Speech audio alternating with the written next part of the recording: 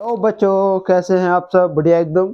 तो आज हम क्लास 10th का चैप्टर नंबर फर्स्ट का आपका सेकंड पार्ट स्टार्ट करने जा रहे हैं आज, जिसमें हमने लास्ट जो टॉपिक डिस्कस किया था वो डिस्कस कर रहे थे हम रासायनिक अभिक्रियाओं को संतुलित करना। तो आपके सामने देखो मैंने कुछ रासायनिक अभिक्रिया लिख रखी हैं जिन्हें हम क्या करते हैं, संतुलित करना सीखते हैं। देखो किस प्रकार से संतुलित करेंगे। देखो यहाँ पर एक Mg है, यहाँ पर भी एक है, लेकिन यहाँ पर O कितने हैं? दो हैं। ऑक्सीजन कितने हैं? दो हैं। यहाँ पर कितना है? एक है। तो ऑक्सीजन को संतुलित करने के लिए मैं इसके सामने क्या लगा दूंगा? दो लगा दूंगा। मैंने पिछले लेक्चर में वैसे बता चुका हूं कि यहाँ हम O के नीचे दो नहीं लगा सकते, क्योंकि ये तरीका हमारा क्या होता है? गलत होता है। क्योंकि कभी कभी तो सही यौगिक बन जाता है, कभी कभी क्या होता है, ऐसा यौगिक बनता है जो कि प्राप्त ही नहीं होता हमें। ठीक है, तो मैंने दो O कर दिए, तो Mg अब मेरे दो हो गए, तो मैं यहाँ पर Mg के सामने क्या लगा दूंगा? दो लगा दूंगा। तो ये पहली वाली अभिक्रिया जो है वो संतुलित हो चुकी है। Mg मैग्नीशियम, ऑक्सीजन मतलब O2 क्या बन गया आपका? मैग्नीशियम ऑक्साइड आपका जो है वो प्राप्त हो गया। ये व्हाइट पाउडर में प्राप्त होता है आपका। ये मैग्नीशियम रेविन होता है जिसे हम ऑक्सीजन की उपस्थिति में क्या करते हैं? जलाते हैं। ठीक है।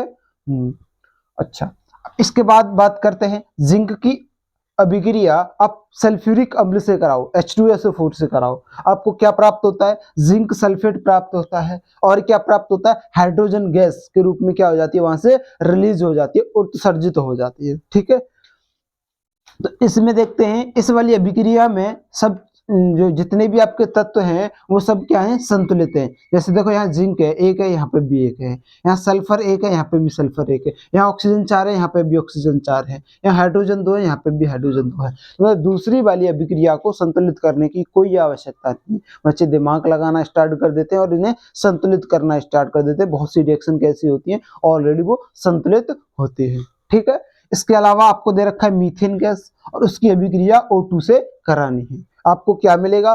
कार्बन डाइऑक्साइड और जल। क्या मिलेगा? जल मिलेगा, और वहां से ऊष्मा जो हीट है वो क्या निकलेगी? बाहर निकलेगी। अब देखो इसे संतुलित करने के लिए तो यहाँ पे कार्बन एक, यहाँ पे भी कार्बन एक, यहाँ ऑक्सीजन दो, यहाँ पे भी ऑक्सीजन दो, यहाँ हाइड्रोजन 4 और यहाँ हाइड्रोजन कितने हैं? 2 हैं। तो यहाँ पे मैं 4 करने के लिए इसके सामने 2 लगा दूंगा।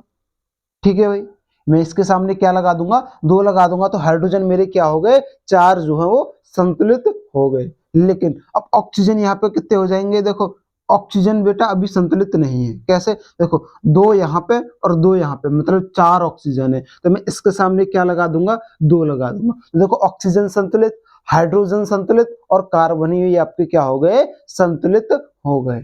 अब इधर देखो, बहुत से बच्चे कहते हैं सर हम क्या करें, यहाँ पर 2 की बजाय 4 बना दें। शायद उसने गलत लिख दिया हो, या हमें हाइड्रोजन 4 पूरे करने और कोई तरीका है? देखो नहीं, क्योंकि यहाँ ये बताता है कि हमारे पास H2O के कितने मॉलिक्यूल्स हैं? 2 मॉलिक्यूल्स हैं। अब 2 मॉलिक्यूल्स यदि H2O के होंगे तो हमारे पास 4 हाइड्रोजन होंगे और हमारे हाइड्रोजन जो है वो संतुलित हो जाएंगे। जैसे देखो मैं यहाँ पे लिख देता हूँ, देखो H2O और H2O, ये पहला मॉलिक्यूल, ये दूसरा मॉलिक्यूल।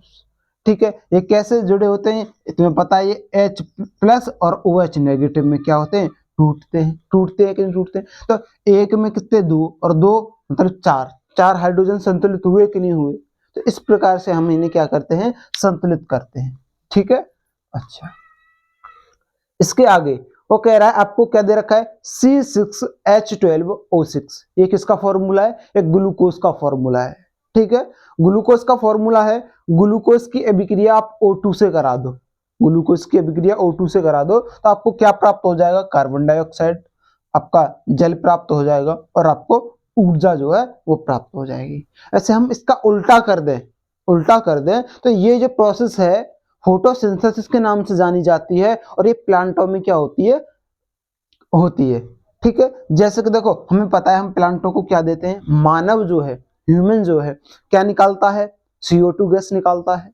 अच्छा, जल वो तुम्हें पता है मिट्टी के थ्रू क्या करते हैं?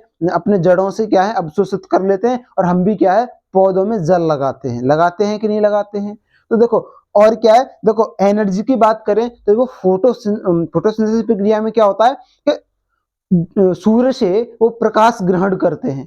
तो सूर्य से जब वो प्रकाश ग्रहण करते हैं, जल ग्रहण करते हैं वो मिट्टी से, और देखो CO2 जो हम निकालते हैं, ह्यूमन जो है निकालते हैं, इन सब को मिला करके क्या मिलता है, बनता है उनका भोजन मिलता है, बनता है किनका, प्लांटों का, क्या, ग्लूकोज के रूप में। और वो ऑक्सीजन गैस को क्या करते हैं, बाहर निकालते हैं, रिलीज करते हैं, जिसे कि हम जो है लेते हैं।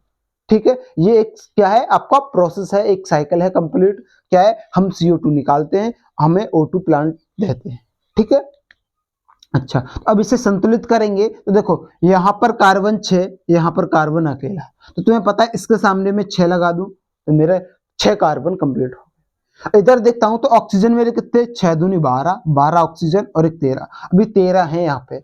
मैं हाइड्रोजन को पहले संतुलित करूं तो यहाँ हाइड्रोजन कितने हैं, देखो यहाँ पे 12 और यहाँ पे कितने हैं, सिर्फ 2, तो मैं इसके सामने क्या लिख दूं भाई साहब, 6 लिख दूं, क्योंकि 6 दूनी 12, मतलब 12 हाइड्रोजन संतुलित हो गए मेरे।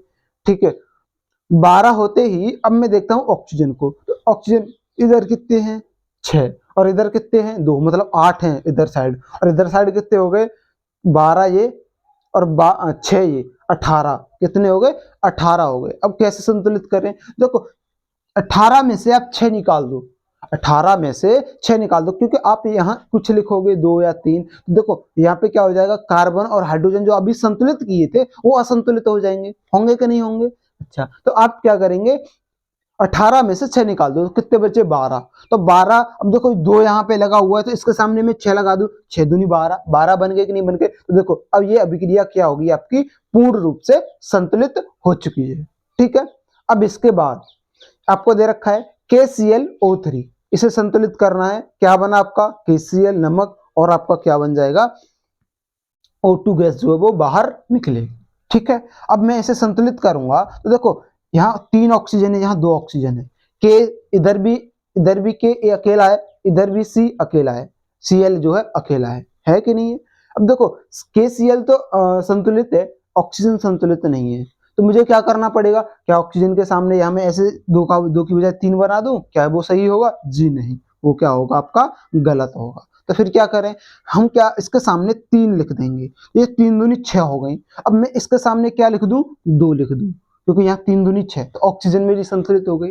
अब देखो आपका KCl जो है वो 2 हो गए, इसके सामने आप क्या लगा देंगे, 2 लगा देंगे, आपका KCl जो है वो पूर्ण रूप से संतुलित हो चुका है। तो यह अभिक्रिया आपकी जो है वो संतुलित हो चुकी है। ठीक है, अब इसके बाद आपकी Fe आयरन दे रखा है, उसकी अभिक्रिया जल से कराई जा रही है, आपको क्या मिल रहा है, Fe3O4 आपको मिल रहा है, और हाइड्रोजन गैस जो है वो बाहर निकल रही है।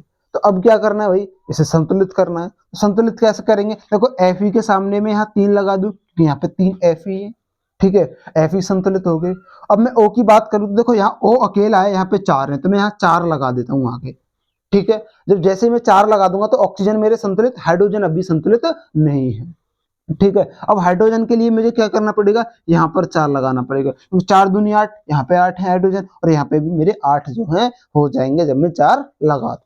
ठीक है, तो ये अभिक्रिया आपकी संतुलित हो गई। इसके बाद आपको दे रखा है H2 मतलब हाइड्रोजन गैस, Cl2 मतलब क्लोरीन गैस, इनसे क्या मिल रहा है आपको, HCl हाइड्रोक्लोरिक अम्ल मिल रहा है। अब संतुलित करने के लिए क्या करना पड़ेगा, इसके सामने आप 2 लगा देंगे। तो ये बहुत आसान सी रिएक्शन है। अब आगे और रिएक्शनों को संतुलित करना सीखेंगे।